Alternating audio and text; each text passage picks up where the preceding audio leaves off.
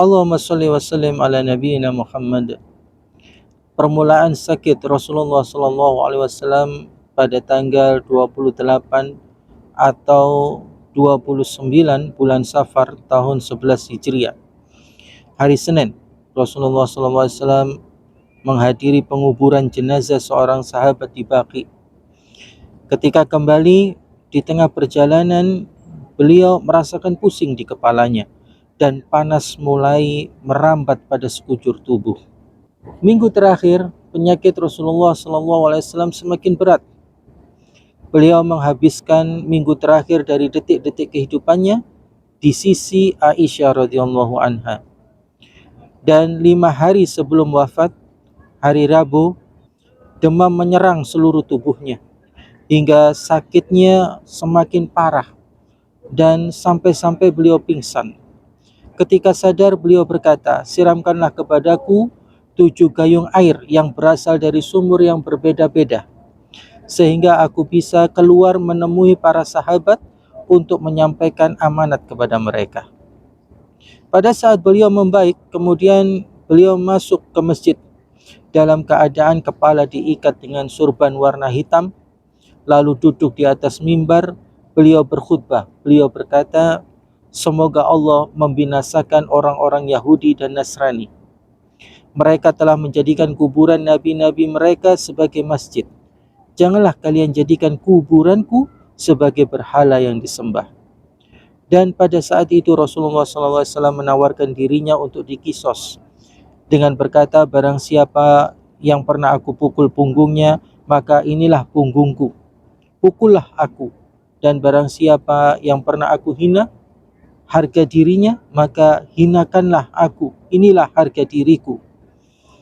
4 hari sebelum wafat, pada hari Kamis, Rasulullah SAW berkata, "Kemarilah kalian, aku tuliskan untuk kalian sebuah pesan yang kalian tidak akan tersesat setelahnya. 3 perkara itu, yaitu 1, berwasiat untuk mengeluarkan orang-orang Yahudi, Nasrani, dan orang-orang musyrik dari Jazirah Arab. Yang kedua, memberikan penghargaan kepada para utusan atau delegasi. Kemudian yang ketiga, berpegang teguh kepada Al-Quran dan As-Sunnah." Pada waktu Isya, beliau tidak mampu pergi ke masjid untuk menjadi imam sholat, padahal beliau berusaha untuk bersiap mandi. Ketika bangkit, beliau pingsan. Begitu terus sampai 3 kali. Kemudian beliau memerintahkan Abu Bakar untuk menjadi imam sholat. Dan Abu Bakar menjadi imam sholat sebanyak 17 kali waktu sholat selama Rasulullah SAW hidup.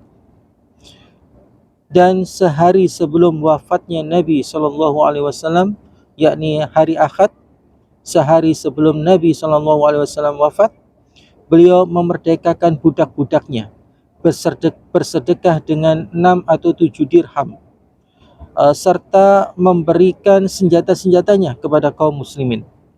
Dan di hari terakhir, ketika kaum muslimin sholat subuh pada hari Senin, Rasulullah SAW secara tiba-tiba mengagetkan mereka dengan membuka tirai kamar Aisyah untuk melihat mereka. Beliau tersenyum dan kemudian menutup kembali tirainya.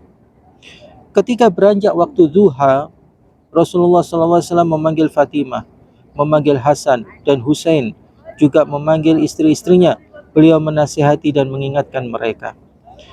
Penyakit Rasulullah SAW semakin parah karena pengaruh racun yang pernah dimakannya pada saat perang Khaybar. Dan beliau berkata kepada Aisyah, "Wahai Aisyah, aku masih merasakan sakit akibat racun yang dari makanan yang aku makan pada saat perang Khaybar. Sehingga pada saat ini aku merasakan urat nadiku terputus karena racun tersebut." Allahumma sholli wa sallim ala nabiyyina Muhammad. Rasulullah SAW berulang kali berkata kepada manusia, "Laknat Allah atas orang-orang Yahudi dan Nasrani. Mereka menjadikan kuburan nabi-nabi mereka sebagai masjid." Dan beliau SAW berwasiat kepada manusia, "Jagalah solat, jagalah solat, jagalah solat. Dan budak-budak kalian jangan sekali-sekali kalian abaikan. Beliau mengulanginya hingga beberapa kali. Dan pada detik-detik kematian telah tiba, Aisyah radhiyallahu anha menyandarkan tubuh beliau kepadanya. Aisyah mengetahui bahwasanya Rasulullah SAW menyukai siwak. Aisyah berkata, maukah aku ambilkan siwak untukmu? Beliau mengatakan, menganggukkan kepalanya, menunjukkan mengiyakan. Kemudian Aisyah radhiyallahu anha menggosokkannya pada giginya. Di depan beliau ada sebuah bejana berisi air. Lalu beliau memasukkan kedua tangannya, kemudian mengusapkan ke wajahnya. Kemudian berkata, La ilaha illallah. La ilaha illallah. Sesungguhnya kematian itu mengalami sekarat. Kemudian Rasulullah menatap ke atap. Beliau berkata, bersama-sama dengan orang-orang yang telah engkau anugerahi nikmat, orang yang soleh, ya Allah ampunilah dan kasihanilah aku. Pertemukan aku dengan Ar-Rafiq Al-A'la, para nabi yang tinggal di Iliyin, yang paling tinggi. Beliau mengulangi kalimat itu sampai 3 kali. Kemudian tangannya miring. Inna lillahi wa inna ilaihi rajiun. Kejadian ini berlangsung pada saat waktu duha sedang panas-panasnya, yaitu pada hari Senin tanggal 12 Rabiul Awal tahun 11 Hijriah. Umur beliau saat itu mencapai 63 tahun lebih 4 hari. Allahumma shalli wa sallim ala nabiyyina Muhammad.